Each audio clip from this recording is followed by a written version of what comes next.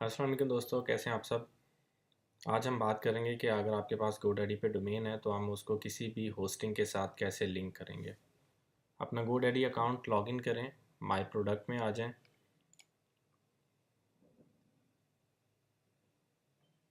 Domain जिसके आपने name server change करने हैं DNS पे क्लिक करें।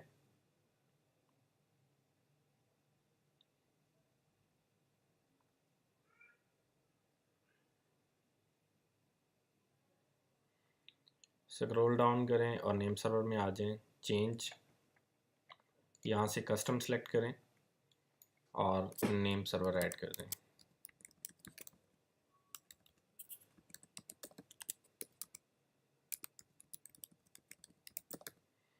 और इसको सेव पे क्लिक कर दें।